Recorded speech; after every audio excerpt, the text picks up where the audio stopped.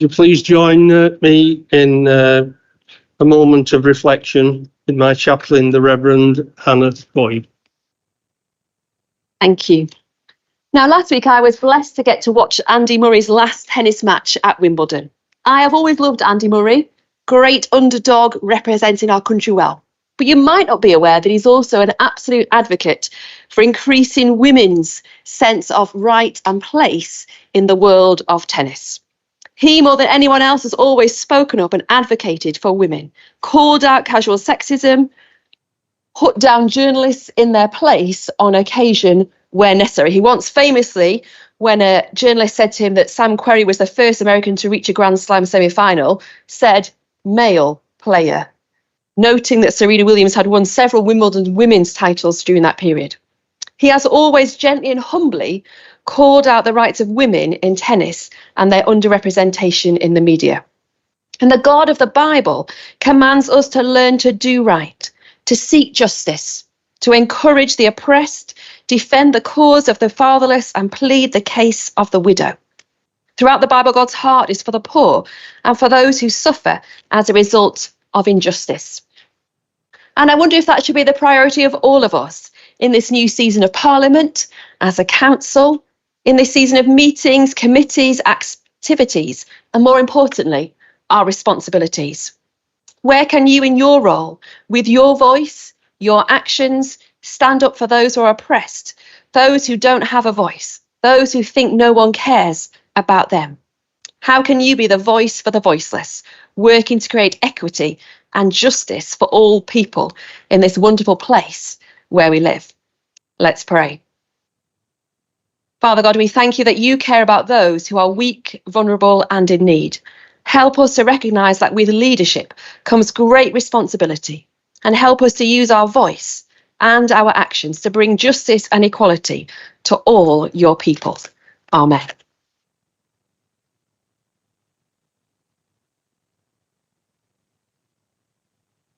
Please be seated.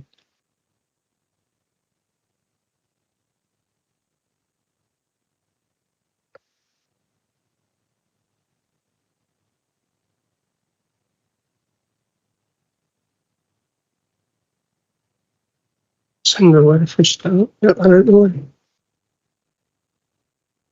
way.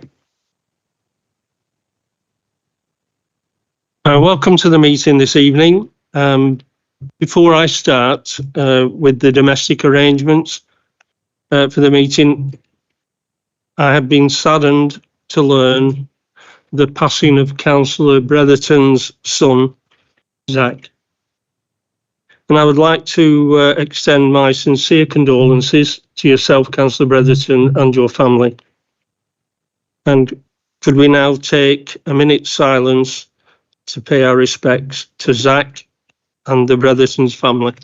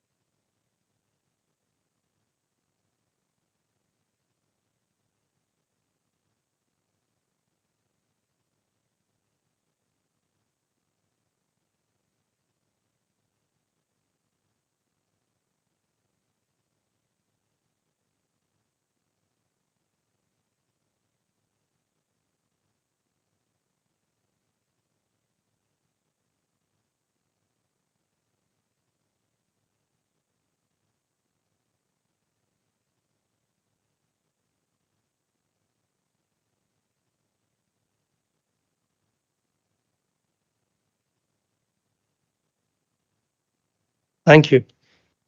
Please be seated.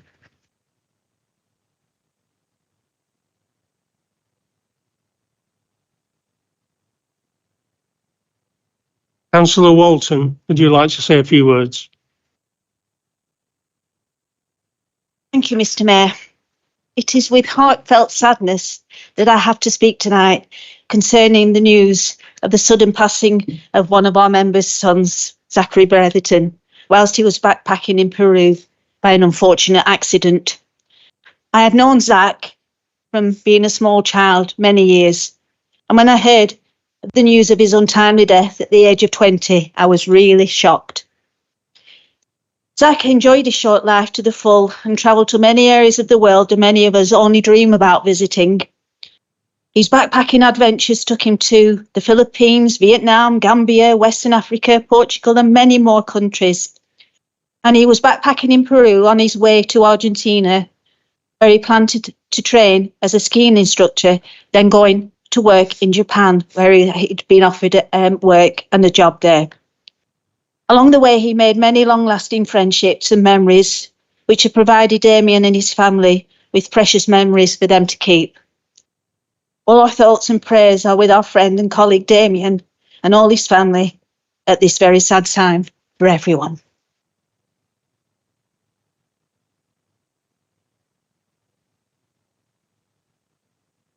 Thank you, Councillor Walton. Would any other group leaders like to speak?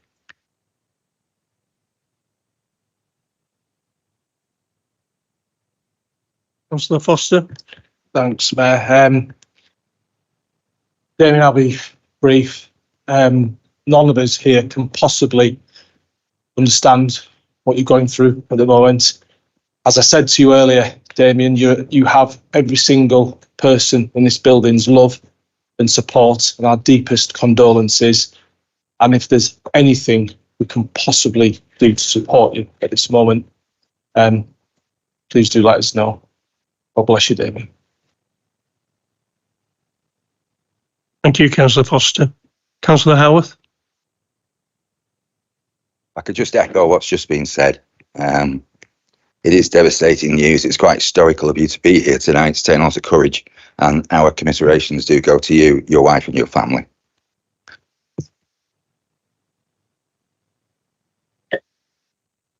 Thank you, Councillor Howarth, for that.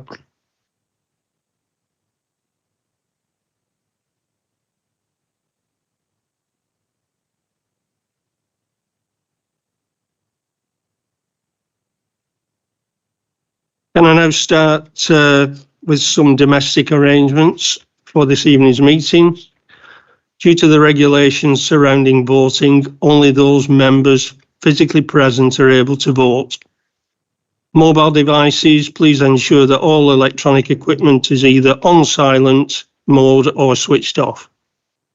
There are no planned fire alarms, so if it does sound, please leave via the emergency exits. The meeting is being live streamed during open session for members of the public to watch. And if you would like to speak, please press your microphone to let me know. When I invite you to speak, your microphone will turn to red. Please do not obstruct your mouth to ensure that anyone lip reading can do so. And if anyone is having issues, please let Democratic Services know. Some points of procedure for members. Members asking a question have a maximum of 3 minutes and may ask one supplementary question directly related to the original question for not more than 2 minutes. When speaking on an item, all members must address the issue under debate. No speech may exceed 5 minutes without the consent of myself, the Mayor. A member who has spoken once on a motion may not speak again while it is being debated, except in specific circumstances. Also, individual members of the public will be restricted to speaking for a total of 5 minutes during the whole meeting. Before we move to the main items of business, can I first of all congratulate Councillor Foster on his recent election success as MP for South Ribble. And could members please note that you will have the opportunity to also congratulate Councillor Foster later on in the meeting. Can I also congratulate the Active Health team on winning the Large Organisation of the Year at the Bike Ability Awards. So well done to all concerned.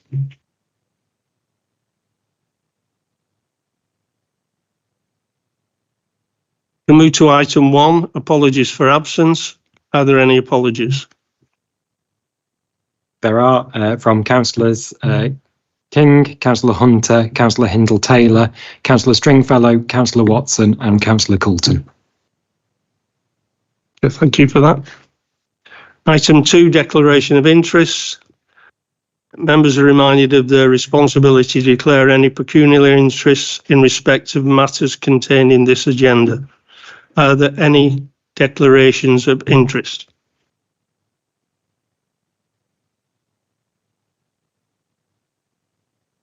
No. Move on to item 3, minutes of the last meeting. This is for the minutes of the meeting held on Wednesday, the 15th of May, and it is for decision. Can I please ask the leader of the council, Councillor Paul Foster, to propose that the minutes be approved? Thanks, Mayor. Yeah, there's just quickly, just so all members know, I have updated my declarations of interest as appropriate. Mayor, there's the minutes of the meeting of the 15th of May and the 22nd of May, and I'm proposing. Thank you. Thank you, Councillor Foster. Is that seconded? Seconded. Thank you. Are there any points, any questions or on points of accuracy?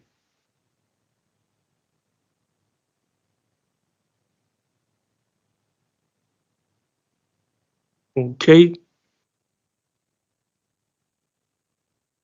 Can we now go to a vote, please?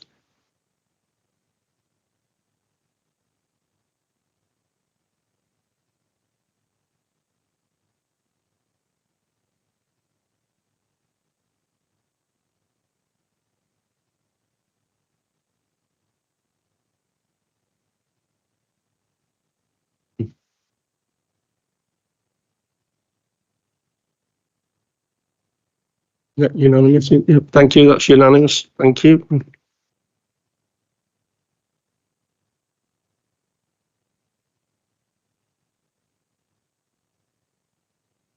we now move to item 4, minutes for the meeting held on Wednesday, the 22nd of May, and this is for decision also. Can I again ask the leader of the council, Paul Foster, to propose that the minutes be approved?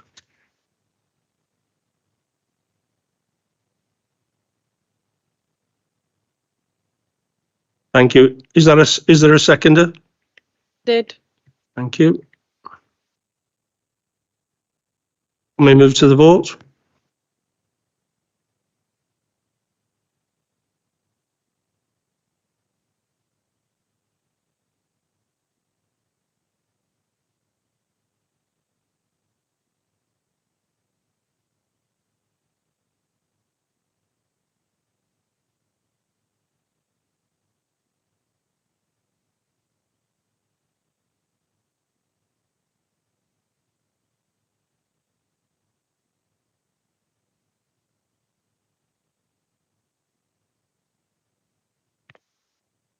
The Mayor's announcements.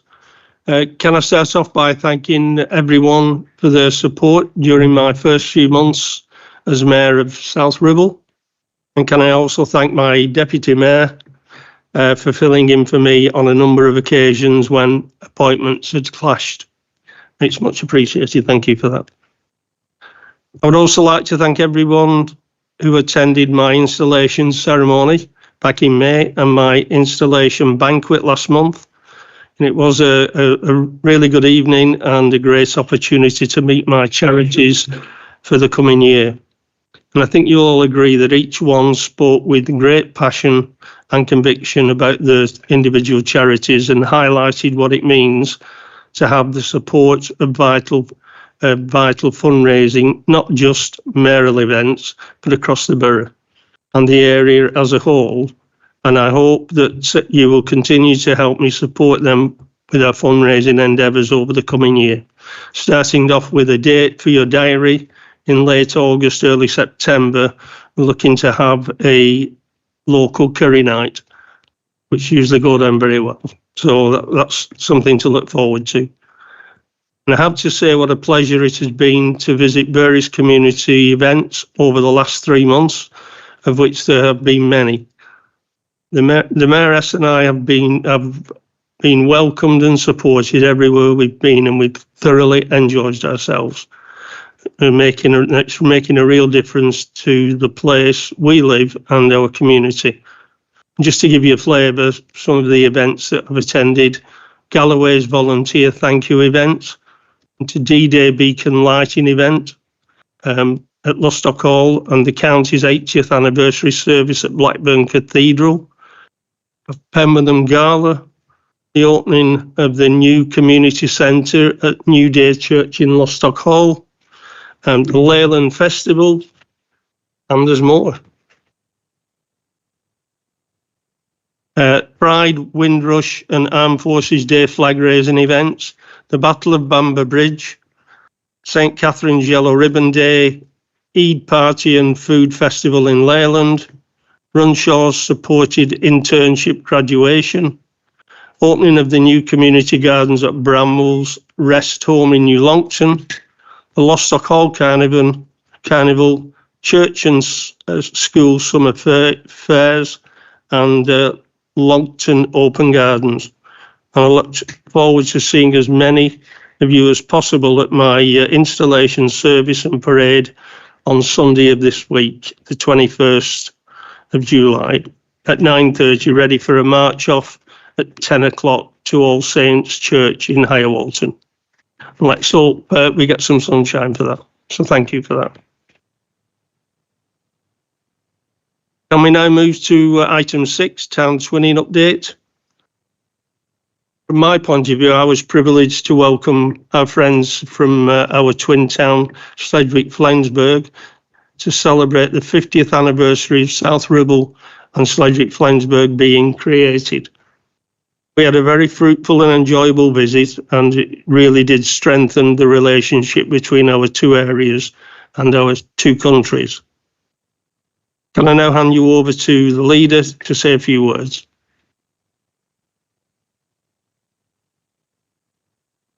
Thanks, Mayor.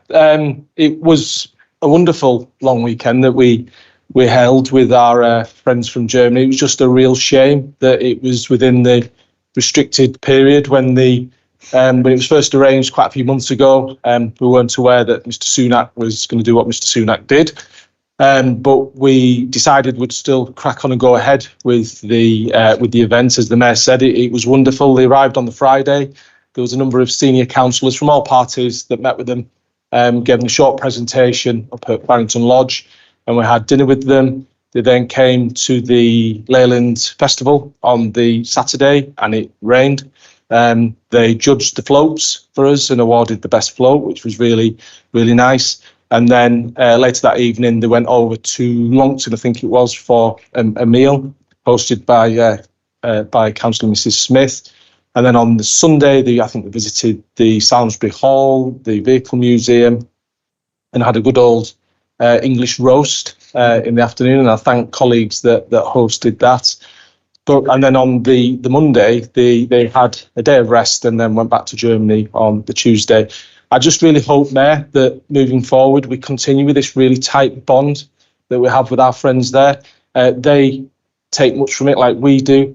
And it's all about now is about our young people, Mayor, and getting our young people together and increasing those bonds and, and making the relationship as tight as it possibly can be. But it was an overwhelming success, and I do thank everybody that supported it. And it is just a shame that it was within the restricted period. Otherwise, we could have done more and advertised it more as well. But yeah, thank you, everybody. Thank you, Councillor Foster. Are there any other group leaders that would like to have a comment? Councillor Walton?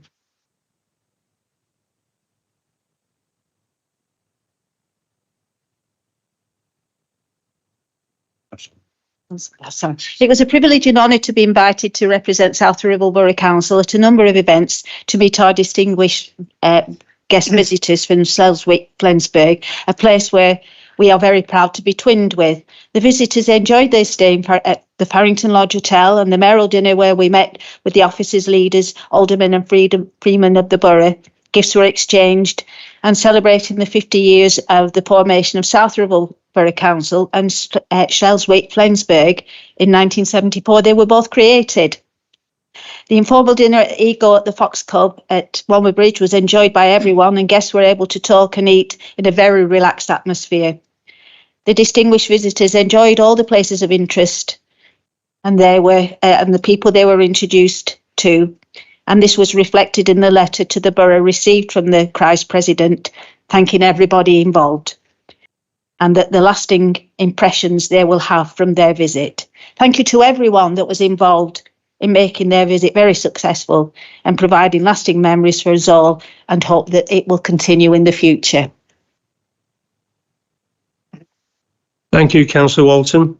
Councillor Howarth.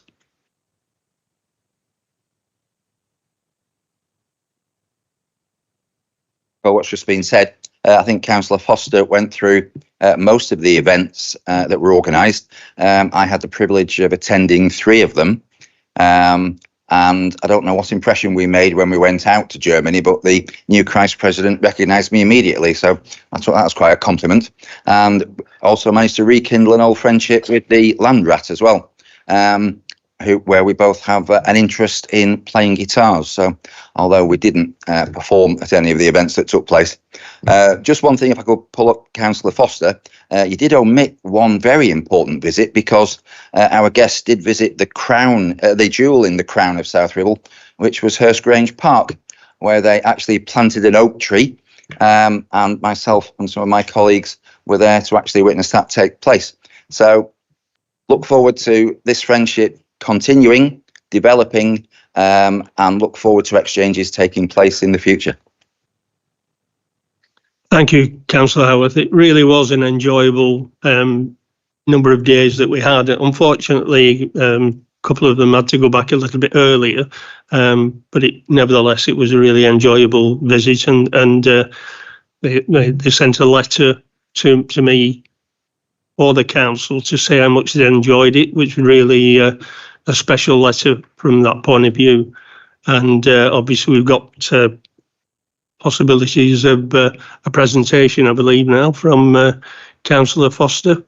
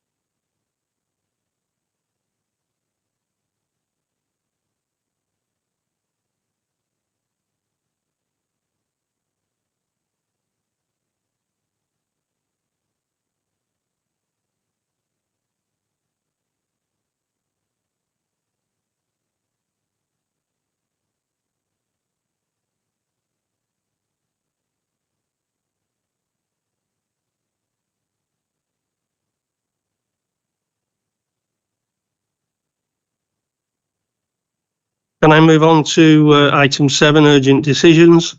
This item is for noting, and can I please ask the Leader of the Council, Councillor Paul Foster, to present his report? Thanks, Mayor. As all members are aware, when we are required to make any urgent decisions outside of the usual cycle, we report them to Cabinet and Council, and you'll see on agenda item 7, there was one decision that was made in May, which was the contract award for the civil engineering consultant to crack on with the works on the Penwitham master plan. We needed to get on and make that decision urgently because the funding was coming from UKSBF and it had to be spent by a particular date. So that urgent decision was made and reported to you all today. Thank you, Mayor. Is that seconded? Seconded. Thank you for that. Are there any questions from any members of the council?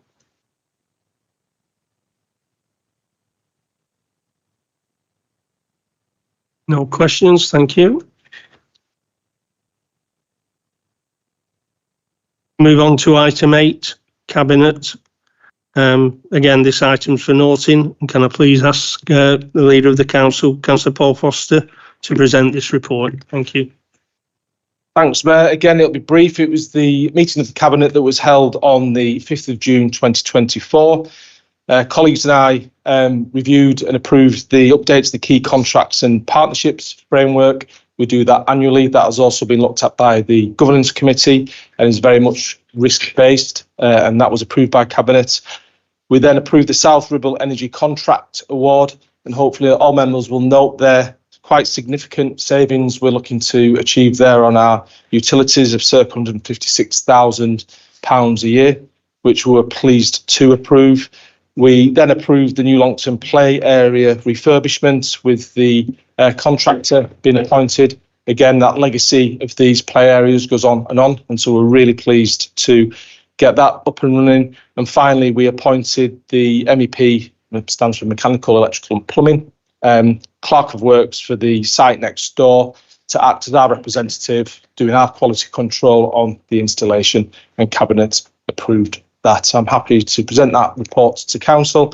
Me and my colleagues will take any questions and you may have. Thanks, Mayor.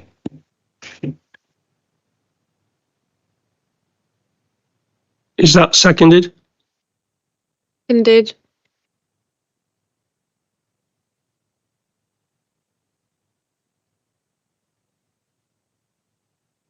Okay.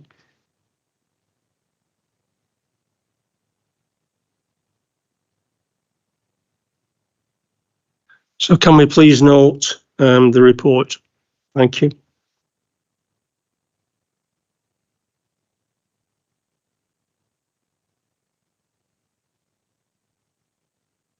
Move on to item 9, Governance Committee. And this item again is for noting. And can I please ask the Chair of the Governance Committee, Councillor Wesley Roberts, to present the report of the Governance Committee held on the 26th of March, the 17th of April and the 23rd of May. Thank you, Mr. Mayor. I rise with eagerness to present the reports to Council for these 3 meetings. Obviously, the detail is in the pack. I just wanted to pick out a few key points that I thought might be of interest to members that shows the trajectory of where we're heading in the governance sphere. I know it's so exciting to many members. So on the 26th of March, we looked at a paper which was an audit review into the community infrastructure levy, and that paper not only showed some areas for improvement in terms of the process, but it also showed a strong management action plan to address some areas of improvement, which really showed the robustness of our governance processes that are in place. On the 17th of April, many members would have taken interest in the paper that we looked at, which has previously been shown to full council on the 27th of March. That related to Standing Order 13 about how questions are conducted at council. And there was lots of debates. Whilst the debate, the principle that was in the paper was agreed, whilst it wasn't unanimous. Since that meeting, other areas have been identified that could be improved by the monitoring officer and others, and many members will be across the whole place will be glad to know that we'll be reconvening the Constitution Task Group to look at these in more detail, and others will be in touch about a date for that. The final meeting was on the 23rd of May. I think this is a real moment to just reflect of how things are in the governance space, which is we approved the draft annual governance statement, which basically given an opinion that assessed our current governance arrangements are adequate. Obviously, from where we've been, that's a really good thing.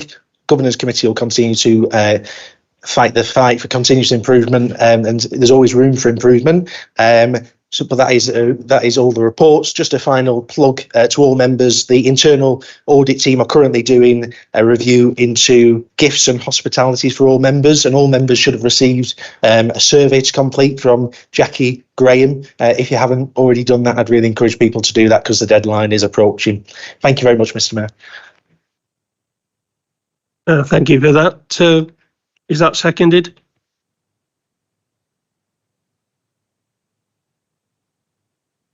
Thank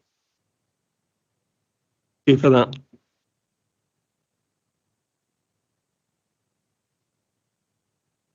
Are there any questions from any members of the council?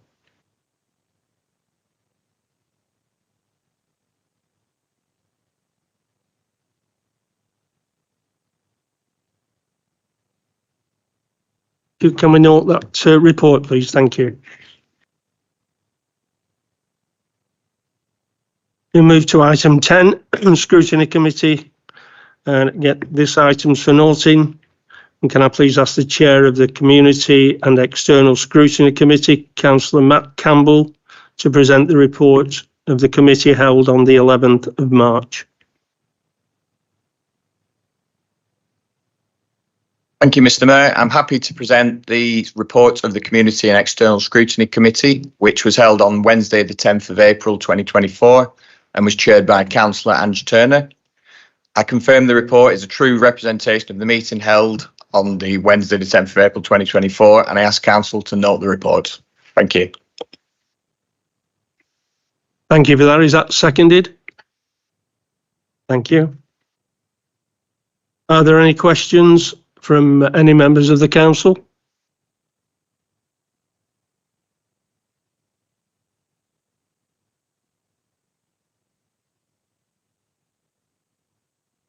Can we note that report? Thank you.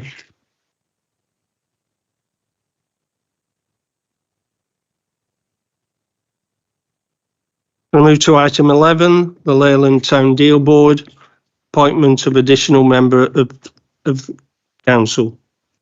And this item's for noting. Can I please ask the leader of the council, Councillor Paul Foster, to present his report? Thank you. Thanks, Mayor. I'm just wondering now whose idea it was to go paperless, as I'm struggling with my iPad, but never mind. This is, it was my idea, by the way. The Leyland Town Deal Board has approved and appointed Councillor Hayden Williams onto the board. The justification for that, Mayor, was that the Councillor Williams is the local ward councillor in Leyland Central that's responsible for that area, and Councillor Williams is fielding a lot of questions almost weekly from local residents and businesses. So we felt it more than appropriate. The chair felt it appropriate that they appointed him on to that board. And this is due process now as we appoint our outside bodies, that we just ratify the appointment of Councillor Williams onto that board, Mayor, which is what the paper's seeking to do. Thank you. Thank you for that. Is that seconded? Seconded. Thank you. Are there any questions from any members of the council?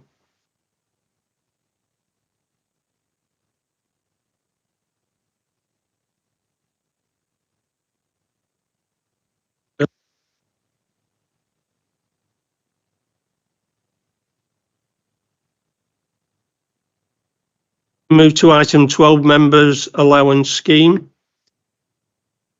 This item is for decision. And can I please ask Cabinet Member for Finance, Assets and Commercialisation, Councillor Matthew Tomlinson, to present the report. Thank you, Mr. Mayor. Members' allowances is always something of a thorny issue to grasp with, and I've always struggled with the concept that we are asked to vote through our own allowance increases, but there we are. It's with this in mind, I'm grateful to the work of the independent remuneration panel for coming forward with these proposals. For members' information, the members of the panel are Charles Hadcock, Deputy Chief Lieutenant of Lancashire, David Holmes, a Director at BAE Systems, and Jeremy Hartley, the Chief Exec at Eric Wright Group. So these are significant figures in the civil and business life of the borough, and it's them who've done the research and come up with these recommendations that are before you tonight. Members will see in the report, we haven't been able to avoid what is normally the annual rise in allowances for the past 2 years. as the staff salary increase of a flat rate of £1,925 per year has made calculating an equivalent increase for members somewhat problematic. That being said, it's important that the members' allowance, in my view, do keep pace as much as possible with price rises and wage increases. And I can assure members that the proposals before us can be delivered from within existing budgets without affecting the level of council tax. As I said at the beginning, in bringing these recommendations forward, they are not Cabinet's proposals, they are not the Executive's proposals, they are proposals of the Independent Remuneration Panel, and I'm happy to put them before Council for consideration. Thank you. Is that seconded? Seconded. Thank you for that. Any members of the council?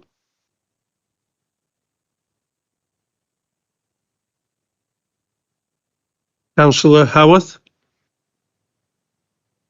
Thank you, Mr. Mayor. I would just like to commend the independent panel for the thought process they've gone through and the conclusions they've arrived at, which is quite refreshing compared to what happened at the County Council, where unlike our independent panel, who consider the elected members to be effectively a board of directors and at the highest level, therefore we should only receive the same increase that the senior management team receive.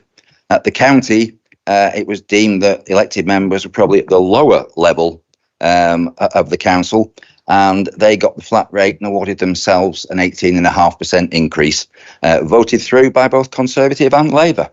I think I was the only voice of dissent, but pleased to see that they might have watched that debate and taken on board my views, and I'm more than happy to support this evening.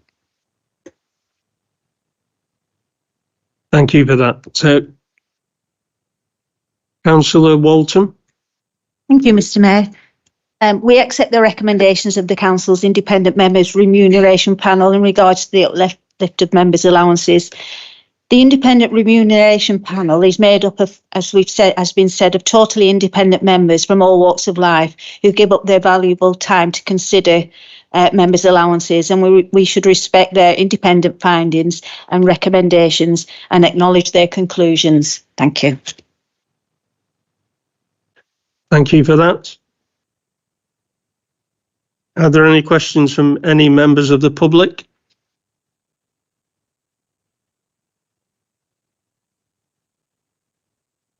No.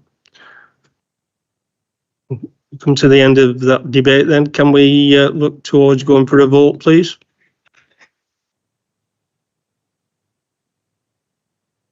Sorry, Councillor Tomlinson. Thank you, Mr. Mayor. Just briefly in response and in addition to what I've said, all members' expenses are allowances are published. They're on the website for every single council for anyone to see. I'm pleased to hear the Conservatives respecting the view of the independent panel. And in all I'll say in response is, my principled view is, if an independent panel makes a suggestion, having done some work and research, then I will always and have always supported the views of that independent panel. And, you know, people are at liberty to refuse the increase if they should see fit. Yeah, thank you, Councillor Tomlinson. You're right, what you say there, the people are independent people and they're putting themselves out to make those decisions, and they are independent decisions, and I think we should respect. So thank you for that. Can we now go to the vote then?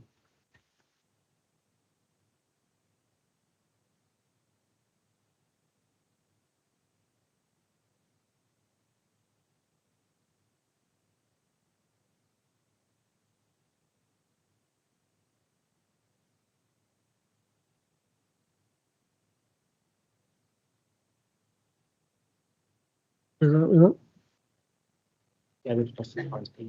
Yes. Yeah. It's unanimous. Thank you. Fact is, I've lost twice. Right, thank you for that. That's unanimous, and recommendations are as per the reports. Thank you.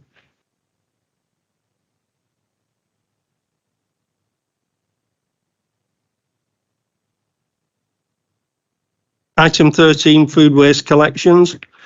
Again, this item's for decision. And can I please ask the Cabinet Member for Environment and Street Scene, Councillor Kath Unsworth, to present the report. For producing the report. The purpose of the report is to seek approval to establish a capital budget for the purchase of food waste collection vehicles and food waste containers. As from April 26, we're legally obliged to collect food waste on a weekly basis, subject to any change that the current government might make. But it is classed as a new burden, which means that any additional costs and responsibilities that are imposed are met by central government. Now, the report shows that there's a shortfall between the amount awarded by central government and the predicted costs. The shortfall is £412,260. There's an appeal that will be submitted outlining a case for the shortfall to be met. But in the meantime, we're seeking approval for the capital budget plus the predicted shortfall in the funding. This will allow the procurement of vehicles and containers to begin as soon as possible and avoid the mad rush that might be ensue once it has been agreed. Should the additional funding not be received from central government, a further report will be made to council, and this will be prior to any of the proposed additional expenditure of £412,260 being incurred. So the recommendation to council is to approve the capital budget of £1,273,586 to purchase food waste collection vehicles and food waste containers, subject to additional government funding being received. Thank you.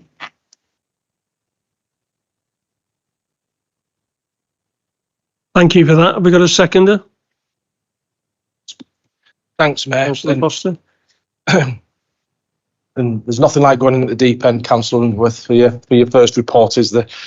Just a couple of points to council on this. As Councillor Unsworth said, this is just the procurement of the vehicles, and obviously the funding has to be dealt with. The government haven't clearly not stated what their policy is around this yet, so the council will have to take a judgment on that when that information's forthcoming. A couple of additional points. Councillor Unsworth is separately looking, Mayor, at what this will impact on collection, because all the waste collection is being looked at in the whole, because it will impact on how we do that moving forward, and it's something the council's going to have to scrutinise closely.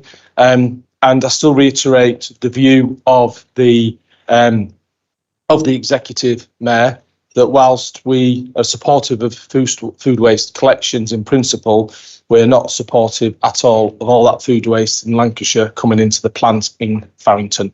And that is a separate issue that council I would suggest that we need to keep lobbying about, because that's going to have a huge detrimental impact to the residents of Farrington and Leyland, and it needs addressing. Thank you, Mayor. Happy to second the report. Thank you for that. Are there any questions from members of the council?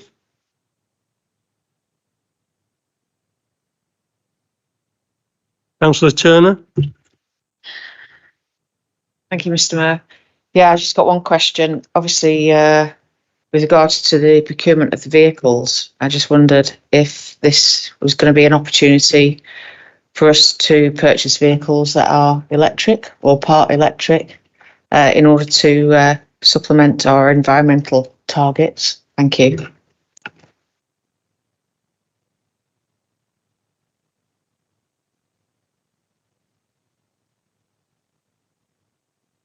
Yeah, you can reply. Thank you.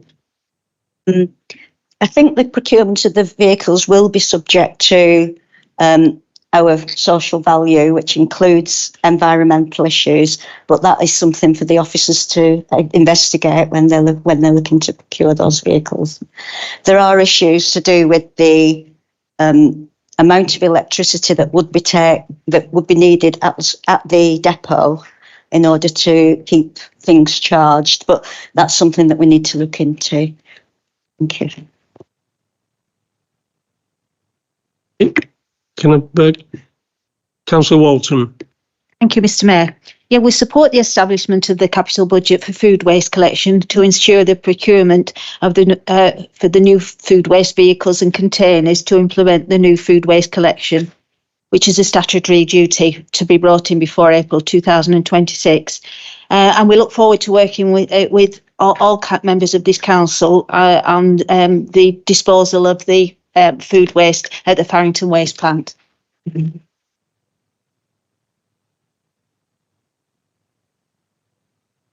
Thank you for that. Councillor Phil Smith. Thank you, Mr. Mayor. I think everybody shares the concern about extra vehicles coming into this borough down the 582, wherever they're coming from, to be quite honest. So that certainly is a concern. But going just back to the finances, and I think we understand that a decision has to be made because we've got to be prepared for every eventuality. But I believe at the start of this programme, the payments were to come in tranches anyway, and the first tranche was whatever it was, and the second one, which I'm assuming the new government will be sending over to us very quickly. Thank you, Mr. Mayor. Thank you for that. Are there any questions from members of the public?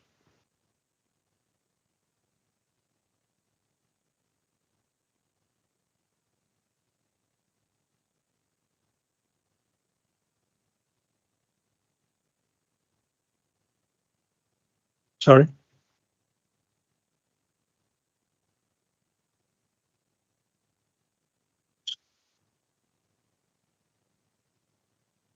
Okay, can we now move to a vote, please?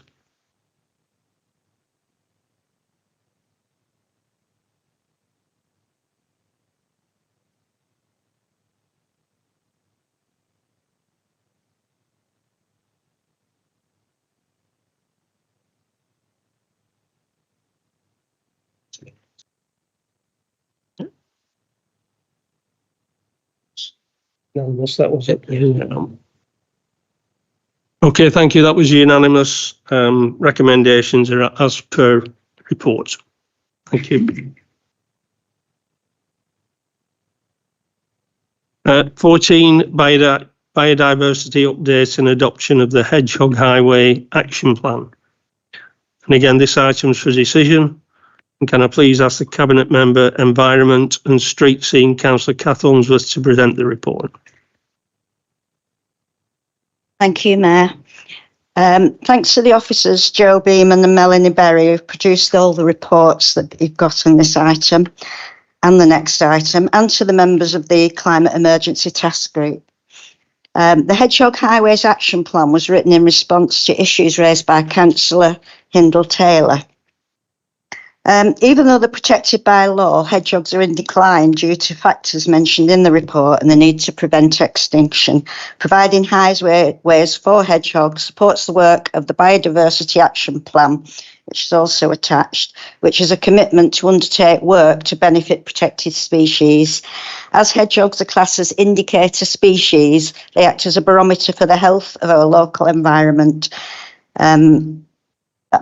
There is the opportunity, I hope, for Councillor Nicola Peat to speak about this later, because she's done a lot of work on this with Joe. The biodiversity update that I'm presenting shows all the work that's in there works towards the action plan, which will form the basis of our statutory diversity duty report to the Secretary of State in January 2026. But the key actions to date are listed in the report. Many of them are ongoing and have been updated and proposed as key actions for 24-25. Some of the responses are national, such as the biodiversity net gain that was introduced into the planning system nationally for major development in February, which has already been implemented for major developments. and for minor developments in April 24. But major infrastructure projects are also going to be included in 2025. But some are action much more locally, such as mowing schedules, creating pond works, which is attached as Appendix A, and ensuring peat-free compost are just examples of some of the things we can do locally. We are working with others, such as Chorley Borough Council, to progress diversity net game and developing partnerships with landowners to see where extra trees can be planted, and supporting LCC in the development of the Lancashire local nature recovery strategy. As I've alluded to before, there is an Appendix A, which is about our ponds. DEFRA template is currently being used to assess the condition of the ponds. We've 64 in the borough, and these will inform the plan management works for each pond and the attention that they need.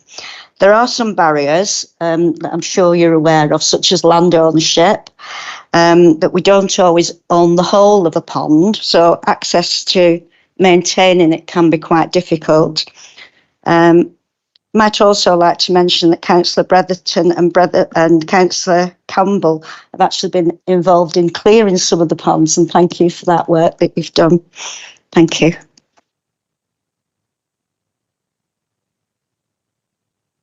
Do we have a seconder? Did, Mr. Mayor. Thank you. Are there any questions from any members of the council? Got Councillor Michael Green. Thank you, Mr. Mayor. Thank you to Councillor Unsworth for presenting the report. Just a few comments, if I may. So biodiversity clearly includes all plants and animals and the ecosystems that support both them and ourselves as human beings. Collection of ringtones this evening. Maybe donations to your mayoral funds, Mr. Mayor, might be wise. Biodiversity helps to shape our landscape and our local distinctiveness as a community. It contributes towards good mental and physical health and well-being for our residents. And it has a role to play in our response to climate change, flooding, air quality, and so many other issues. I therefore welcomed at the time the Environment Act, which was introduced by the former government, which strengthened the commitment to protect wildlife and improve habitats across England. New statutory responsibilities have consequently been placed on local authorities, and I welcome the work which has been done by our officers at the council to date in response to this, and fully support the recommendations which have been set out in the report this evening, in the interest of safeguarding as far as we possibly can do our hedgehogs and all other wildlife across South Hibble. Thank you. Thank you. Councillor Margaret Smith. Thank you, Mr. Mayor. I very much welcome this report, having been part of the Climate Task Group for the last 12 months and discussing the various things that have gone on, particularly about the hedgehogs, which has been very enlightening. But the point I would like to bring up is about the ponds. As Councillor Unsworth has commented, it isn't always easy with the ponds. The one that is of particular interest in our ward is a pond that is jointly owned. We own half of it and a landowner owns the other half, who persistently doesn't want to cooperate with us. Consequently, this pond has got into a terrible state, and I have been going on about it for quite a number of years. I'm pleased to see this report about the work that has been done, recognising the ponds and how we're going to take it forward. Our particular pond has actually now been surveyed, which I'm very grateful to the officers for doing.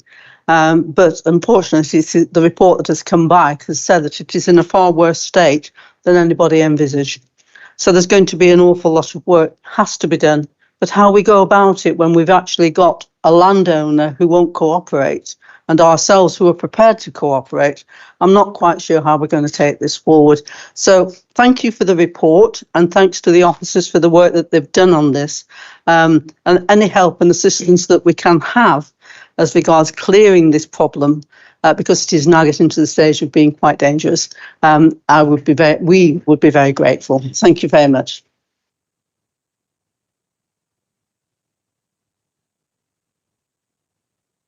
Thank you. Could I have Councillor Nikki Peat? Thank you, Mr. Mayor. As you all know, Joe and I have championed this for the Hedgehog Highways for about 12 months now, but in particular, Councillor Joe Hindle-Taylor has been all over this, social media, visiting hedgehog rescue centres and seeing just the immense amount of hedgehogs coming into those. So she sent me a few words because she can't be here tonight, so I will just read directly from what she sent me. As we all know, hedgehogs, aka Britain's favourite mammal, are on the red list of endangered species. Not good at all. And something needs to be done about it before it's too late. With gardens becoming more secure and the amount of land becoming less and less, it's no surprise really, is it? But hedgehogs are now unable to roam as freely as they once could. They've become restricted. They're struggling to find water, food, mates, and available places to nest. With less land available for them to pass through, they're more likely to venture towards the dangers of the road, which usually doesn't end well. So this is why hedgehog highways are so important. Just a hole in the size of a CD in the garden fence or around a 9 centimetre gap under the fence will make the world of difference to hedgehogs. This will enable them to roam freely, keeping them away from the roads. These gaps in the fences are a must and should be mandatory. Hedgehogs are obviously the ideal, but there are so many other garden fences included in new developments. Sorry, I didn't read that right. I have heard people mention, oh, there are no hedgehogs around where I live. We don't get them. And used to think this was unlikely I'd get them too. However, after a small gap was put in my fence and popped a small shallow bowl of water out, I got one that very same evening. And they can travel up to 2 miles at night. So the green passages are an absolute must, and it's one of the main ways we can help them. So really, it's not a grand effort to be made, but the outcome for our wildlife is immense. So Joe and I are very, very happy that this has come to full council, and we fully support and urge everyone to support this. Thank you very much.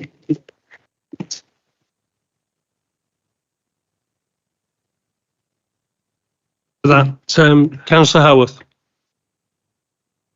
Thank you, Mr. Mayor. If I could go back to ponds, first of all, and commend Councillor Hancock, who set up the Friends of Marshway Pond back in 2006 and has led work parties on that pond for many years. There is one pond missing in Penwortham, and it is one of the most difficult ponds to maintain because, unlike having joint owners, as Councillor Smith has alluded to, this pond has been abandoned by the Duchy of Lancaster. It was owned by a building firm who built the houses, then went into liquidation. So it then became the property of the Duchy of Lancaster, who want nothing to do with it. So we have a wonderful pond there, which is falling to rack and ruin, is desperately in need of attention, but it's not on, it's Newlands Avenue, if we can add it to the list. Because it's just been abandoned by the owners who no longer want it. So if we could have some intervention there as a council, it is a superb pond. It's certainly worth a visit. And I would ask that we try and do something to bring that into our ownership and to maintain it accordingly. In terms of the hedgehogs, if I could just point out that Councillor Turner would have been more than happy to get involved in a report on hedgehog rescue, because she supported Leyland Hedgehog Rescue, working with them, and actually financially supported them when she was the Mayor of Penwortham, making it one of her mayoral charities. So it's a bit unfortunate that that invitation wasn't extended further, because I'm sure she would have had a lot to give to it. So thank you. Thank you for that. Councillor Caleb Tomlinson. Yeah, thanks, Mr. Mayor. I commend the two councillors, Councillor Peake, Councillor Hindle-Taylor, for the hard work they've done. I commend the officers, and I sincerely hope that the hedgehog highways are faster for the hedgehogs than the A582 are for the residents of South Ribble. Thank you, Mr. Mayor.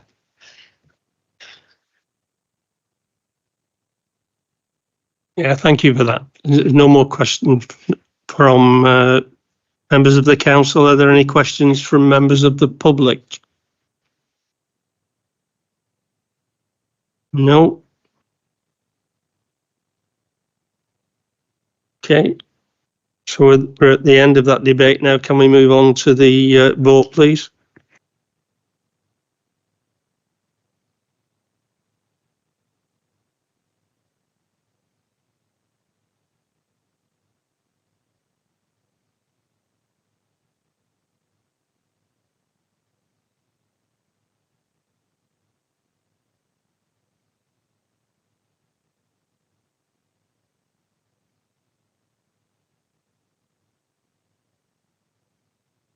Too far away. Yeah. Oh, there we go. Yes. Unanimous. So. Yeah, that's unanimous. Thank you.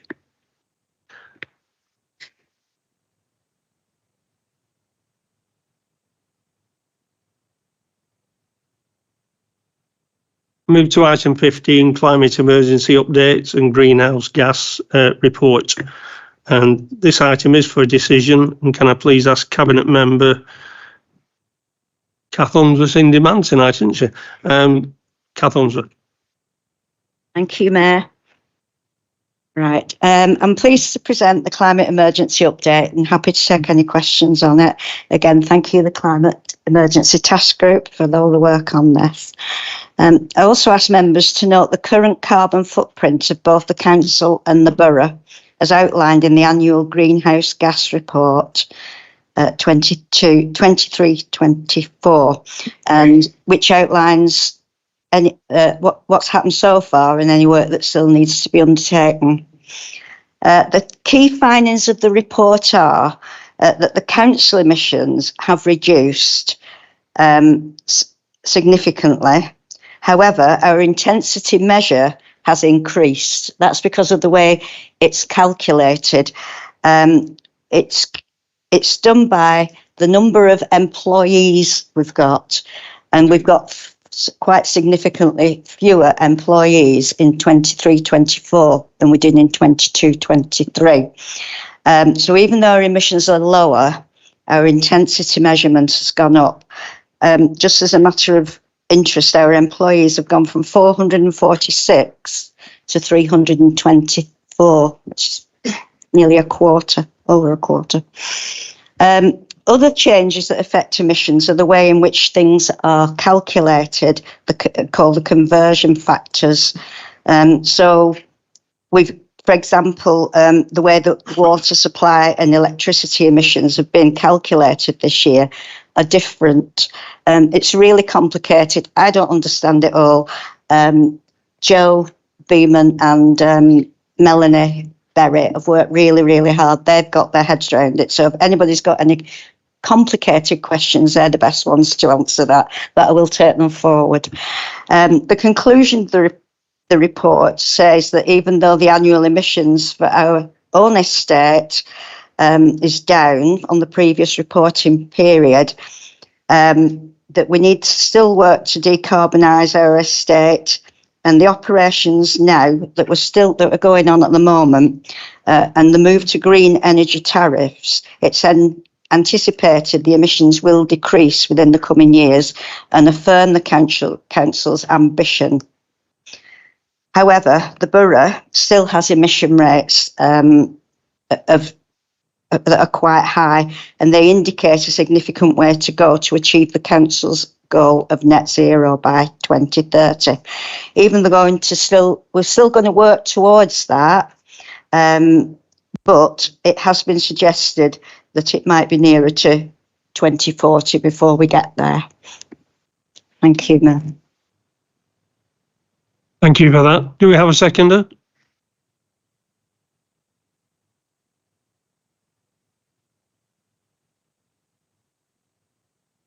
Thank you for that. Are there any questions from members of the council?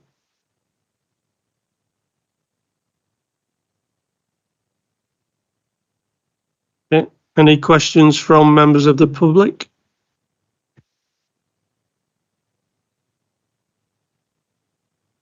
No. Okay. Can we move on to the vote, please?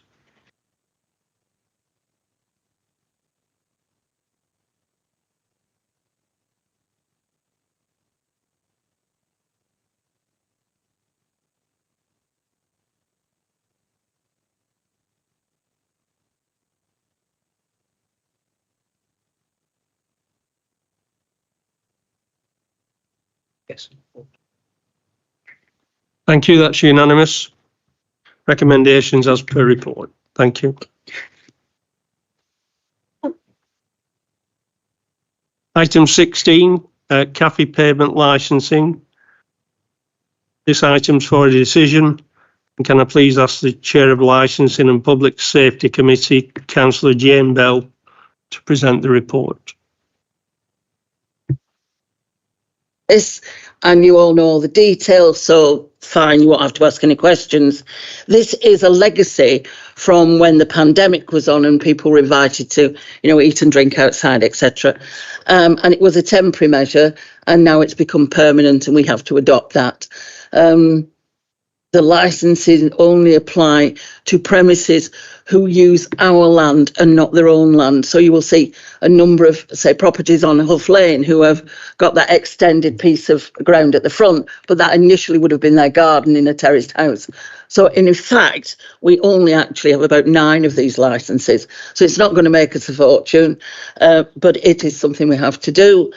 And on that note, that's what you're going to vote on. But I just want to say thank you so much to the licensing team who very quietly get on with their job and endeavour to keep all our residents safe, whether it's to do with pubs or taxis. And I just want to praise them because over and above, they were out a few weeks ago and Councillor Wharton Hardman was with them and checking taxis. And they found several taxis that either the vehicle wasn't up to standard or the taxi driver had not got the right paperwork. And can I say, there were none of our taxis. They were all Uber taxis that are licensed in Wolverhampton. So I am now saying, please be very careful when you use an Uber. You may not be safe. You certainly won't be as safe as in our taxis because our policies are very, very strict and stricter than a lot of other boroughs, including Chorley, may I ask? May I say? Yeah, so please, I ask you to vote for this. A lot of it's about health and safety, moving the furniture off the pavement so people won't fall over it in the dark and stuff. So, but please read it, and next time you're out and about, don't fall over the chairs. Okay, thank you. Is it seconded? Seconded, Mr. Mayor. Thank you for that. Are there any questions from any members of the council?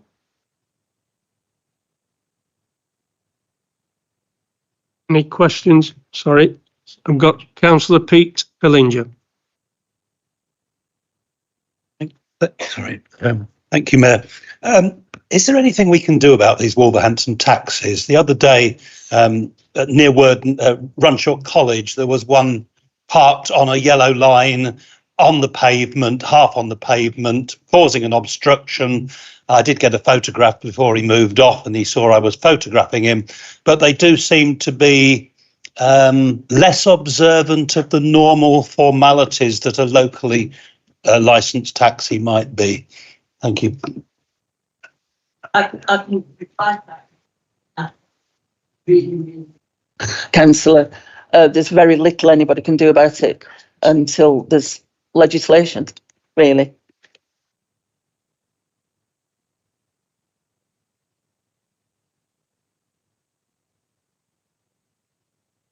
Are there any questions from members of the public?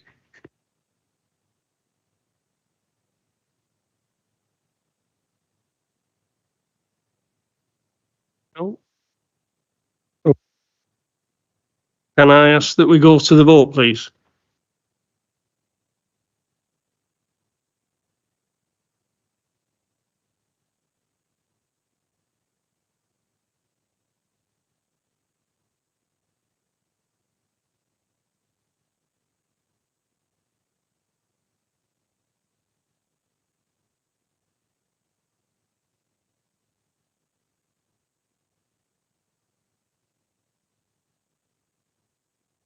We're unanimous again, aren't we? Yeah. Yes. Yeah.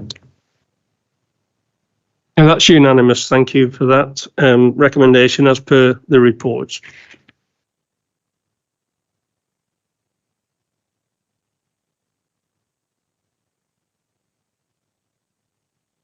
We move to item 17, which is questions to the Leader of the Council.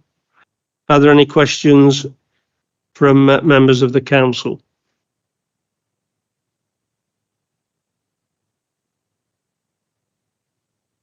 Councillor Hayden Williams. Thank you very much, Mr. Mayor. Lancashire County Council have recently announced a consultation into their plans to bid for government funding to improve journey times on the A582. And indeed, one of the public sessions into this is going to be at St Gerard's in Gloucester Hall tomorrow evening in order the public can view and comment on their plans. Would the leader agree with me that the lack of ambition shown by LCC and just improving junctions wouldn't solve the abject misery our residents are facing on the daily grind on sections of the A582? Or would he write to LCC on behalf of the council expressing our disappointment in the plans not to dual the A582, and in his new position as MP for South Ribble, press the Department of Transport to look into dualling the A582 as a matter of urgency? There doesn't appear to be any more questions at the moment, so Councillor Foster. Thanks for the question, Councillor Williams. I might, given the next agenda item but one, I might not be able to write on behalf of the council, but so I'm sure somebody will. The whole premise of what the county council are doing and is completely against what's best for this borough, but also Preston, because all members will know, Councillor Albert Smith remembers that one of the core principles of the City Deal was the dualling of the 582. The proposals now that the County Council are asking for consultation on, and I can't remember if they're calling it reprioritising, reprofiling, is not doing any dualling of the 582 anywhere. In fact, the main element of the 582 that is suffering the most chronic congestion, they're doing nothing to, Aidan. The concern I have, and a concern each and every one of us should have, is when you look closely at the proposals, the money they're asking government for are to support two county council developments, i.e. the cricket ground and Curedon. It's asking to divert all that public money to support their developments. And there's a fancy graph on there. It shows one or two minor improvements to some of the junctions, but that will have no impact whatsoever, colleagues, on the congestion on the 582. What compounds this decision by the County Council is the fact that the previous government, overturned the Planning Committee's decision here regarding Pickering's Farm. So not only have they taken away from you one of the main priorities of the City Deal, they've done it with also allowing an additional 1,200 plus houses. So I would urge all members to write to the consultation about this, ask the County Council why public monies are being diverted from a critical road network that has been critical for this council for at least 15 years to support the infrastructure demands for two of their developments. I can certainly tell you, as the Member of Parliament, I'll be writing to the consultation about this, Councillor Williams, and I would urge the council to do the same. Thank you. Thank you for that. Councillor Phil Smith. Thank you, Mr. Mayor. I realise I might be a bit late, and I do apologise, but I think we'll be obviously attending the meeting tomorrow, and we will be putting forward our views. And I think our views are very well known. I have to say, we've discussed it in this council time and time again, and we will have to see where it goes. But we've Councillor Walton and myself had a meeting with the chief executive, and we have discussed it with the chief executive, and we strongly believe that this council should have an opinion. We haven't been asked for an opinion, but I strongly believe that we should have an opinion on this. Thank you. Thank you, Mr. Mayor.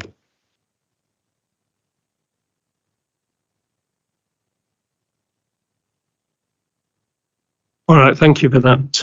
Are there any questions from any members of the public?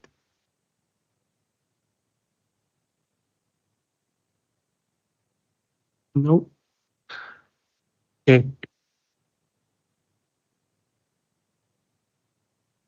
To item 18, questions for cabinet members, and I'll take them in order.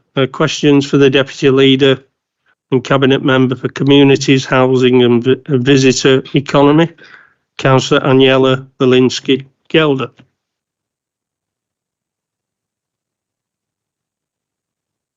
Are there any questions from the council? No. Are there any questions from members of the public?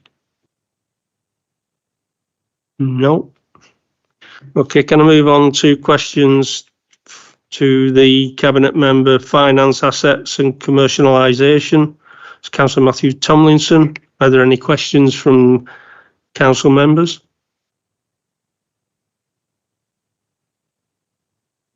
No. Are there any questions from members of the public? No. Okay, move on to questions for cabinet member, customer services and digital, Councillor Colin Sharples. Are there any questions for Councillor Sharples? No. Are there any questions from members of the public? No. Thank you.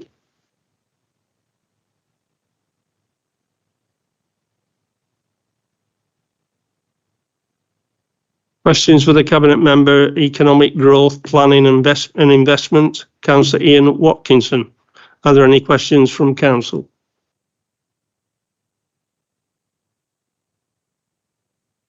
No. Are there any questions from members of the public? You're doing very well tonight, aren't you? Questions for the cabinet member, licensing, social justice, equality and diversity, Councillor Jackie Alty. Are there any questions from members of the council? No. And are there any questions from members of the public?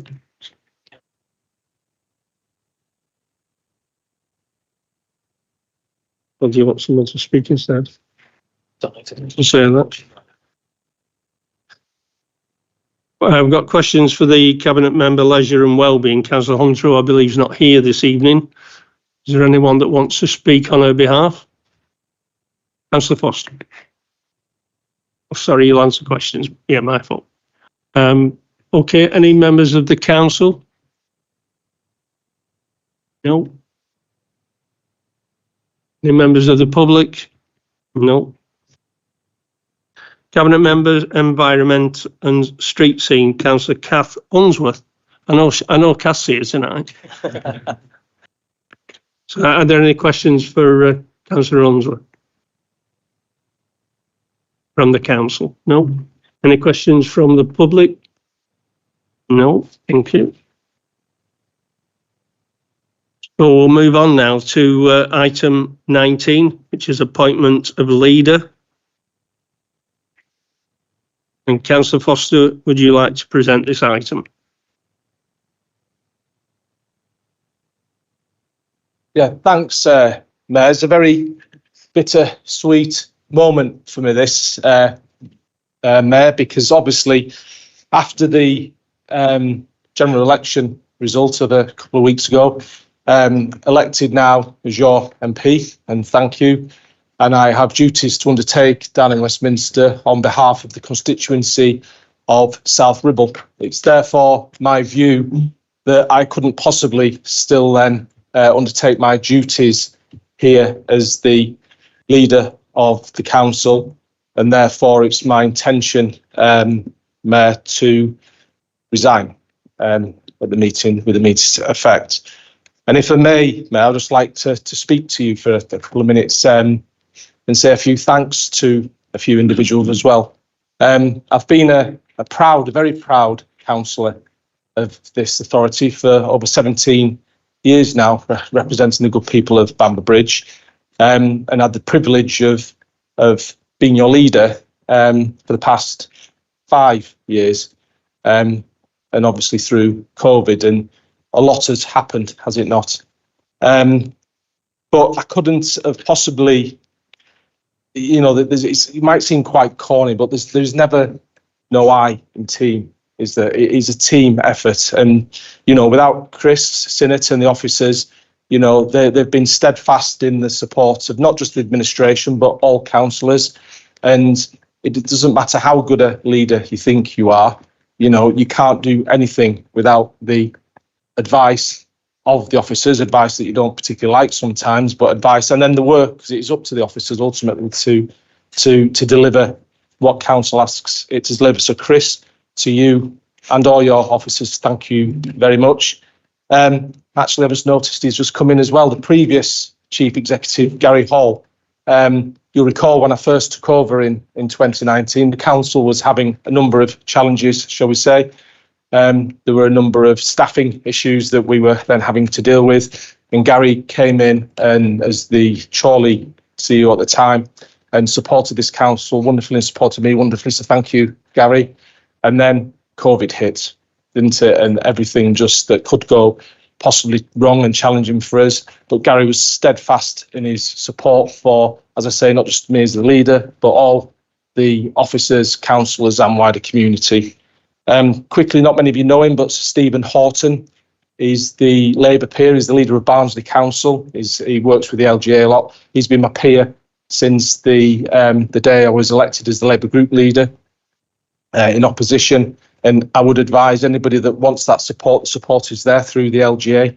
And it is really helpful. And Stephen has given me lots of really sound advice about helping to lead a group, a political group, which is challenging, and leading a council, because, as a leader, it is a very lonely place at times. And I'm not saying that for sympathy. It's a genuine statement of fact.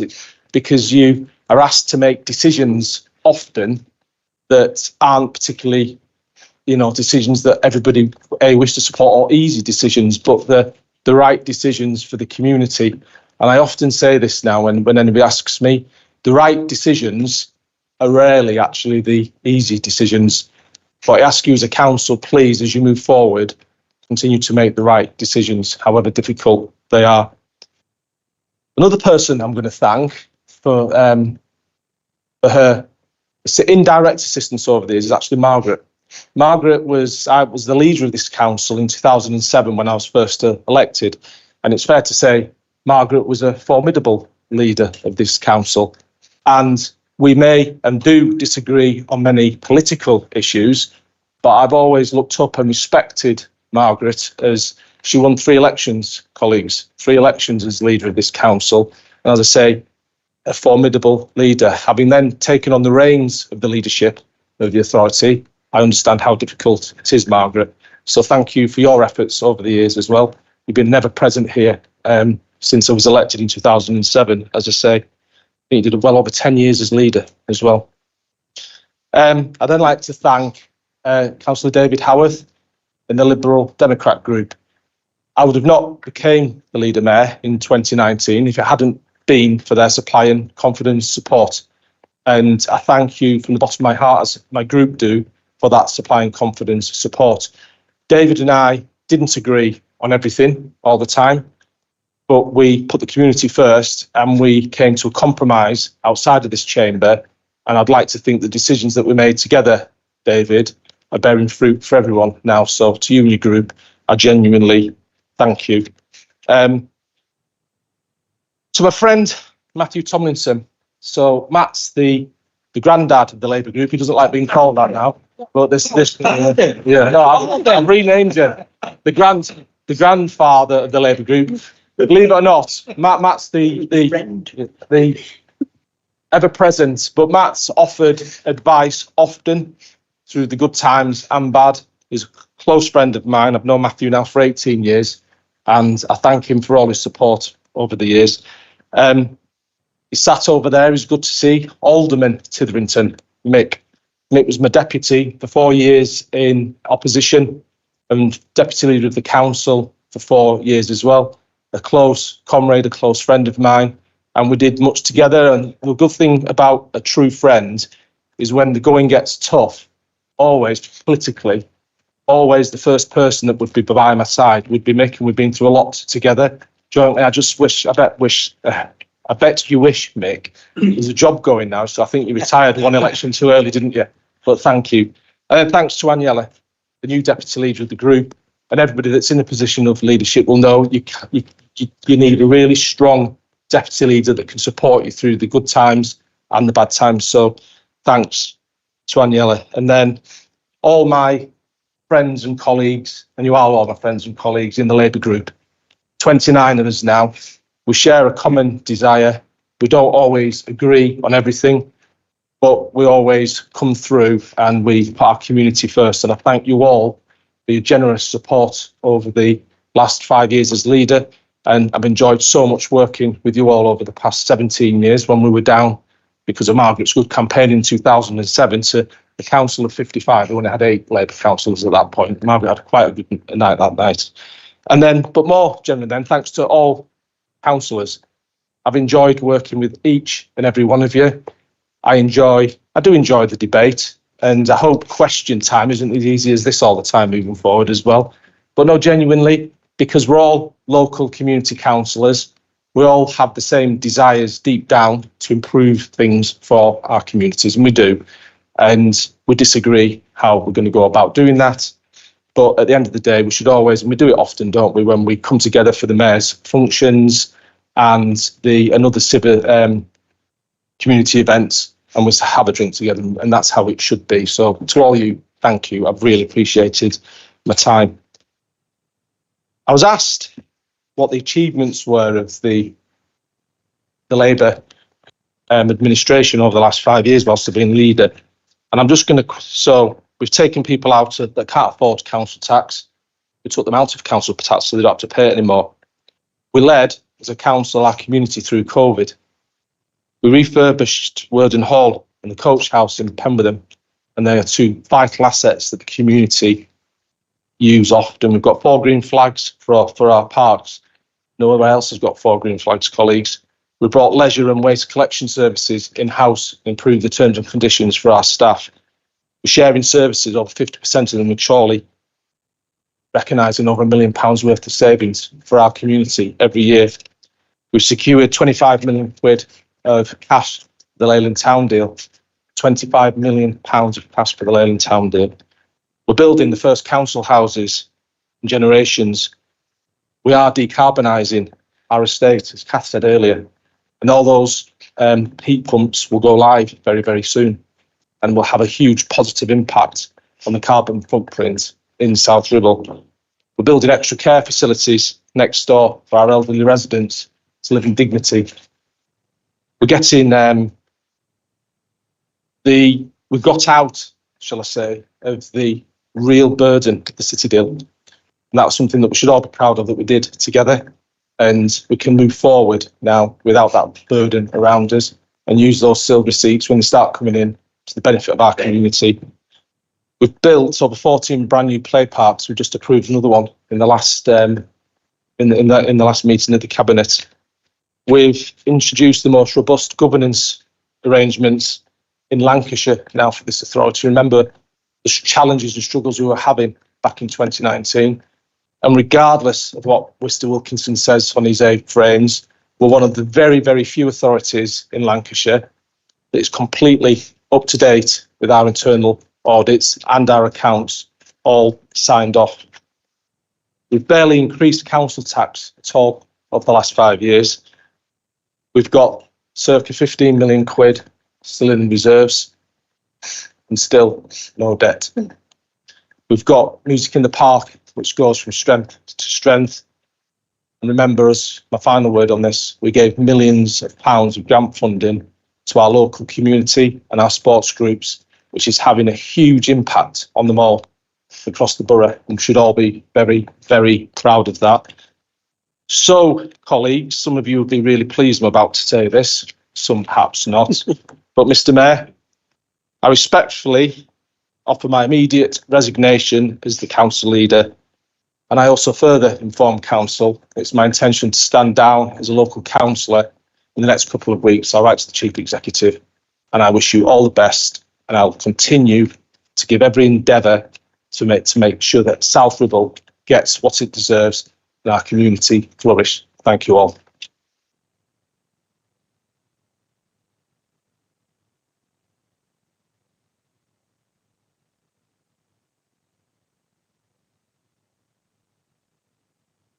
Thank you, Councillor Foster, for that. I did say right at the start of the meeting that colleagues will get an opportunity to say a few words from Councillor Foster's point of view.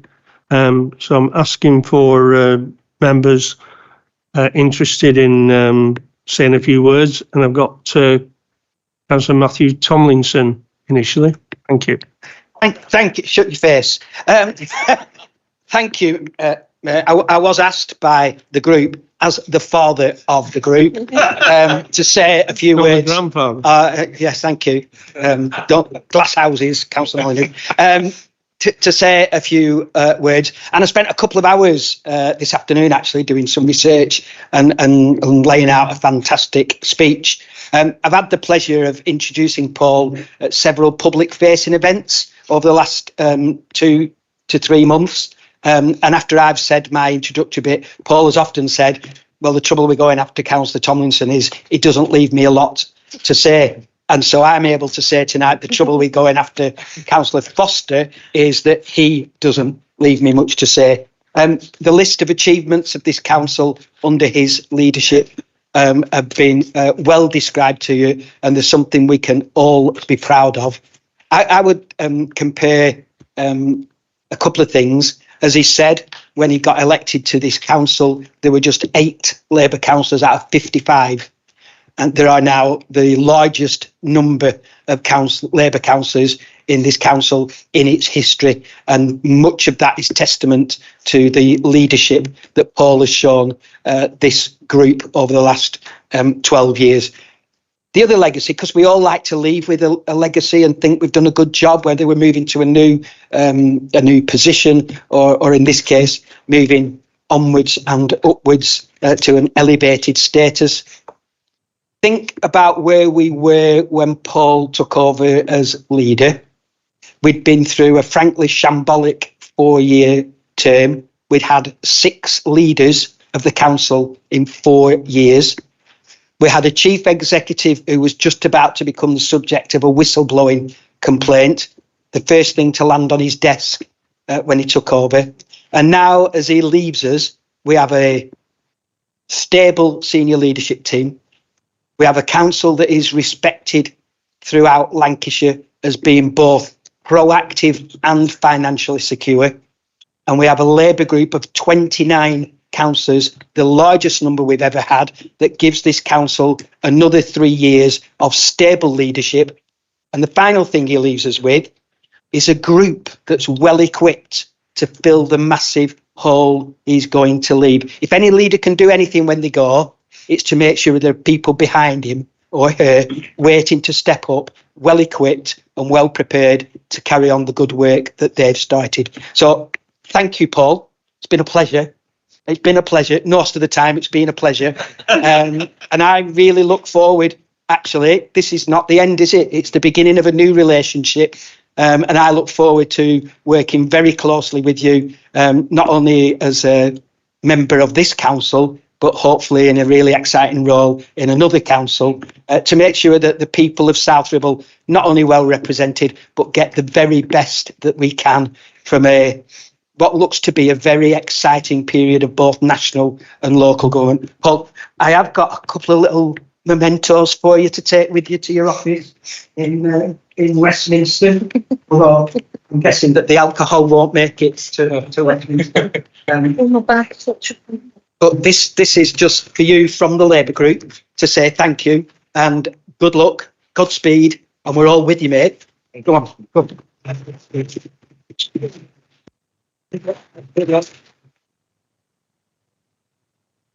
Thank you, Councillor Tomlinson. And we've got another Councillor Tomlinson. This time it's Caleb.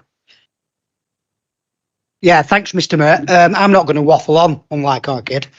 It's been my privilege to be Paul's co-councillor in Bamber West for the last 9 years. And when the chips were down for me, health-wise, Paul stood up. He had my back. He looked after and comforted my wife. Not in that way. He is a true friend. I'm sad, but I am absolutely delighted for him. If anyone in this borough deserves what he has achieved, I ain't seen him. Congratulations, mate. I will miss you, but I won't. Thank you, Mr. Mayor. Yeah, thank you for that. Don't appear to have any more members that want to speak, so can I would any alderman, sorry, oh, my fault, Margaret, you came in quite late then. Councillor Margaret Smith. Yes, Mr. Mayor, sorry about that. And thank you. But I first of all congratulate you, Paul. Well done. I know at the heart you will have the interests of Southfield and its residents at the centre and foremost of your mind when you go down to Westminster. You look very imposing this morning walking across the square. I saw you. And well done to you. And thank you very much for your kind words to me and the fact that you've enjoyed working with all the groups. I think it's important that we do all try our very best. We don't always agree, as you say, but we do try our best to actually do our very, very best for our residents. And I think that's how we all should approach these things. Time moves on, and you're going now on a different journey, but I'm sure that we will remember you. Not always fondly, but we will remember you. But we do wish you Godspeed, because we know that you will help up the utmost our residents, and that is the foremost thing within us. We have had difficult times, we all know that, but these things happen sometimes, and we've all got to get over them and get on with it. And therefore, I thank you for your kind words, as I say, about my leadership. And I will endeavour to make sure at the next lot I reduce you all and we get back a bit more even balance, which I think would be very good. Okay, thank you very much.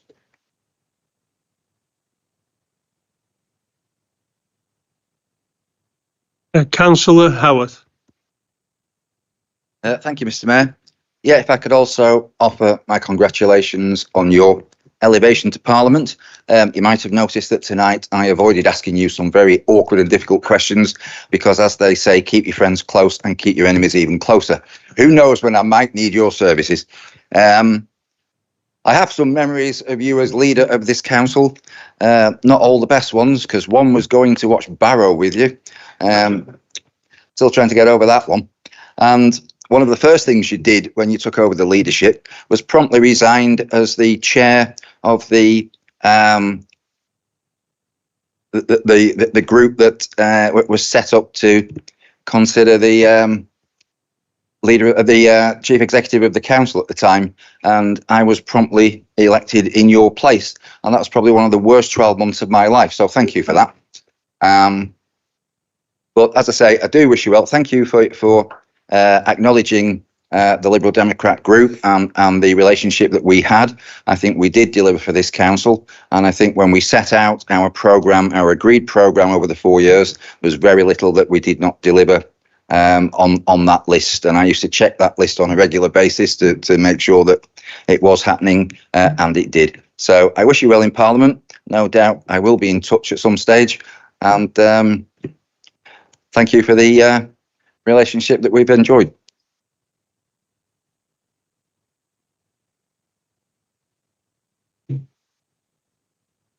Thank you for that. Councillor Walton.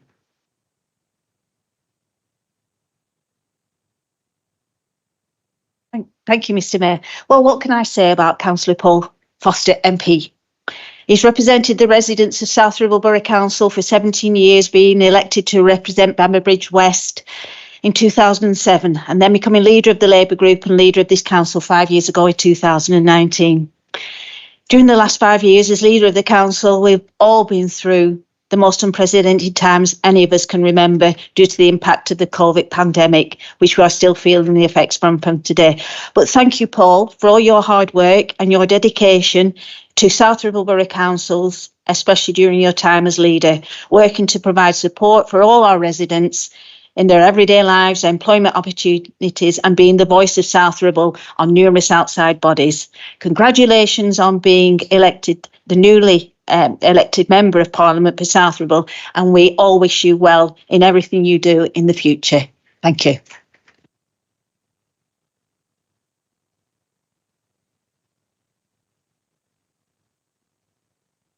Thank you. I don't seem to have any more speakers from the council point of view. Would any alderman, if present, or any members of the public like to say a few words? I nearly said Councillor Titherington. Ex-Councillor Titherington.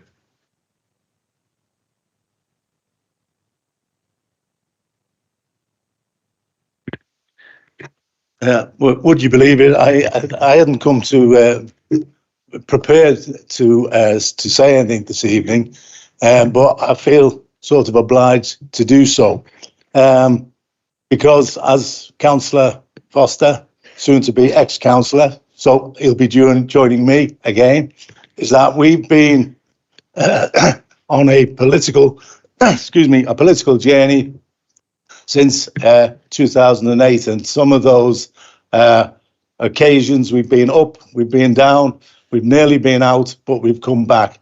And we've come back from a situation where we had 8 councillors and now we've got 29.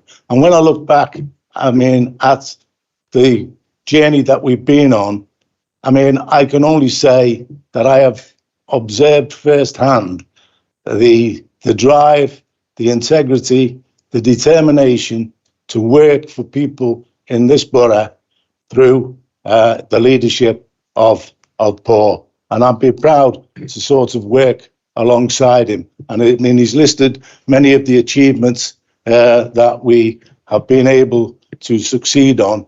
I mean, and it has been a difficult journey. And I was sort of reminded when I was watching the parliamentary debate after the King's speech today, and I was reassured by the dignity and respect that was shown by the political leaders in that debate, and I felt that that's one of the things that we've been able to maintain here in South Ribble. I mean, where we've had our political differences, and it's quite appropriate to have those differences and to have healthy debate. And sometimes they get heated, and that's okay as well. But we've been able to maintain that sort of respect for each other's views and to maintain a joint determination to do what is best for our residents. And I think that that is the legacy than the big legacy that Paul will leave is that what we have endeavoured to do during my time when I was on the council, before that, and before that, and now that we're here, is to do our best for the residents. And as I said before, this is a tremendous borough. It's a wonderful place in which to live, work, and play. And some of the achievements that you've outlined tonight, I've been proud to be part of it in supporting you as the leader. So, I think it is also appropriate of me to join with others to wish you every success. And in some ways, I have to say, I wonder, it's such a difficult job these days, being a political representative, particularly in Parliament. It's a difficult job. It's an arduous job, and it carries a great deal of responsibility. And sometimes you wonder who the hell would want it. But I know that it's because of that determination, that drive that you have, that purpose in life to do your best for the citizens of the borough and now of the constituency. And I just want to say congratulations on being appointed or being elected as an MP. And that's important, is that this is an elected position. And I sort of wish you all the best there. And also thank you for the times that we shared while we've been on the council. So good luck.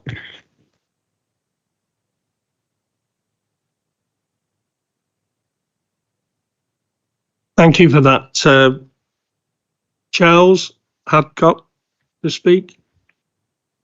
Good evening. I'm Charles Hadcock. I'm the Deputy Lieutenant for the liaison from the Lieutenancy. And I just want to say, over the last 5 years, how much I have enjoyed working with Councillor Foster. He has respected at all times my independence as a Deputy Lieutenant and representing the Lieutenancy. And I wish him all the best for the future. I think it has been my absolute pleasure working here with South Ribble on various things. The remuneration panel, I think I chaired that, which some of the things weren't all in agreement, but I think we did a very good job. And I'm great pleasure chairing the Leyland Town deal. I think South Ribble is a council that should be incredibly proud of itself, because over the last 5 years, I have seen it grow from strength to strength, and it is an absolute pleasure to live in the borough. So I wish Councillor Foster, MP Foster, I should say, all the best for the future, and please don't forget us. Thank you.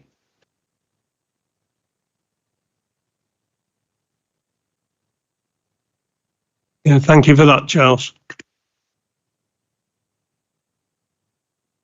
Don't seem to have anyone else who would like to speak. So could I ask Councillor Foster, MP, to come forward to the front desk here. I would like to present you with an engraved shield and certificates in recognition of your work and service to the borough.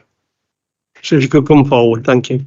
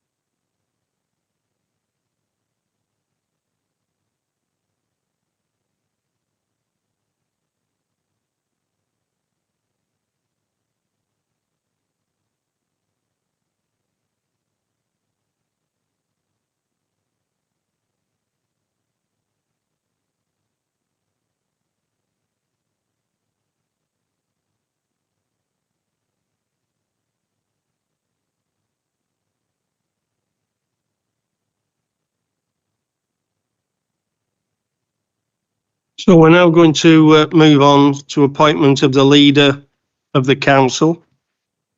And please could I ask the Deputy Leader, Councillor Aniela Blinsky-Gelder, to propose. Thank you, Mayor. I'd like to propose Councillor Jackie Alty to become the leader of the council for the period 2024 to 27. Thank you. Thank you. Do you have a seconder?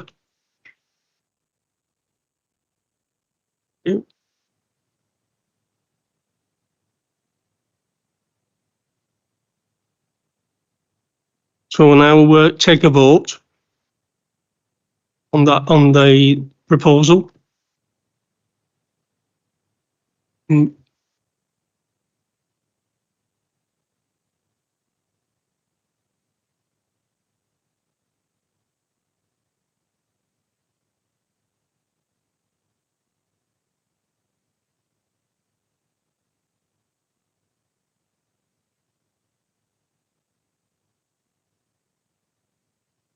Is your on? Yeah, you're on.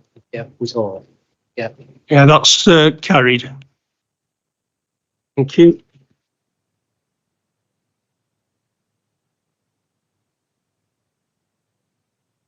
Would any members like to say a few words? Want to all shout at once? Councillor Bell. I wasn't going to say anything, but I've known Jackie Councillor Alty, but I call her proper now, if she's senior to me now. I've known her for 30 years odd. Our children went to play school together, so that my eldest is 51, but I haven't known her that long. I wish her every success in this. I think it's going to be a challenge. I think as a group, we've got to get behind her. I think as a council, we've got to get behind it, whether our political differences, we're all working for South Ribble, remember. And I, for one, will be behind you. I'll catch you when you fall if you want, because I'm a soft landing, Jack.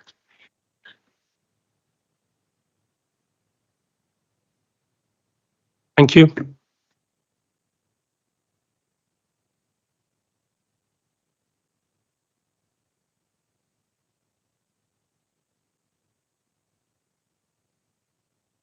Yeah, but she doesn't want to come in now then, does she? Yeah. He's just indicated he wants to speak. So it's with you, Mr. Right. Got Councillor Jackie Alty.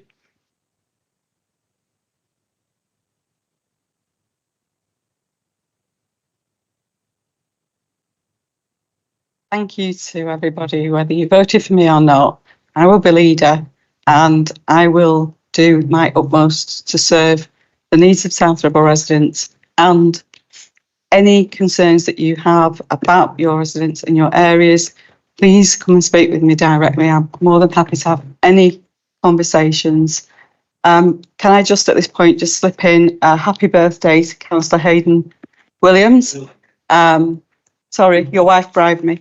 And I would just like to say that being part of the council, being part of a visible representation for our residents is vitally important. And the way that we conduct ourselves, sometimes I think we can lose sight of the fact that we are being watched by people and we can be referred back to by people. And it's a wonderful thing when we can treat each other with civility and respect, even if we disagree. So I really do look forward to having some robust conversations, challenges, and perhaps even people trying to throw me under a bus. But we will have a lovely time together and we can explore things to drive South Ribble forward even more. I do want to say a massive thank you to Paul, because in my entire professional working life, I have only had the pleasure of working under two men who were respectful, courteous, sought my best interests and enabled me to grow. All the other people I've worked under have been female. It was a pleasure to be appointed just as champion, as lead member, as cabinet member. And I cannot thank you enough for that opportunity. and I will do my utmost to live up to it and to represent you well across the borough. Thank you. Yes.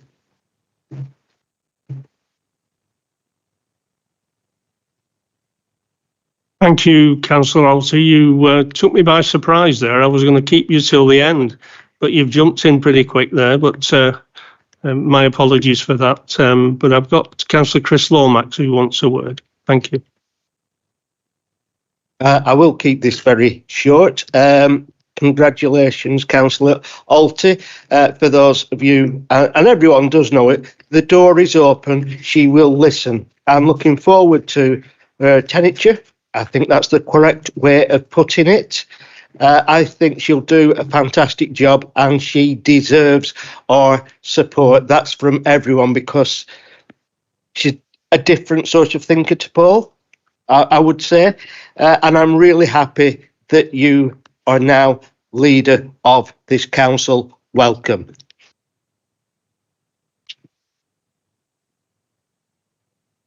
Thank you for that. I'm not going to bring you back in, Councillor Alty. I think you've said what you wanted to say. So if that's all right with yourself, I'd like to move on now to item. Sorry. Got the Deputy Mayor who wants a word. I believe is your sidekick anyway, isn't it? Having worked alongside with Councillor Alty as Farrington East councillors for a number of years, I have known Jackie to champion the needs of the community without fear and putting their interests at the heart of everything she does. And I know she will be an absolutely fantastic leader of this council, putting the views of the community forward and delivering on the 5 years of success of Councillor Foster, continuing taking this council forward with everything she does. And I'm absolutely delighted and proud to see this nomination and see you appointed as leader tonight. And I very much look forward to working with you moving forward. Thank you.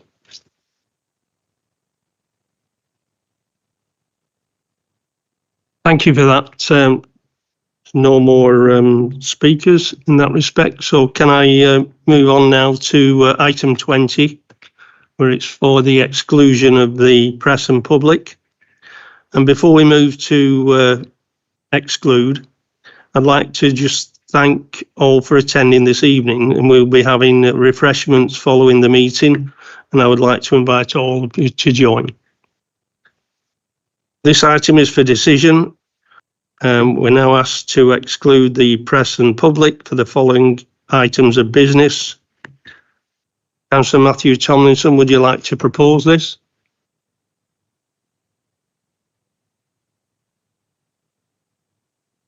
Is that a proposal? Is that seconded? Seconded. Thank you. Can we go for a vote then for that, please? Just use our hands if you want, yeah. Okay, it's unanimous, thank you.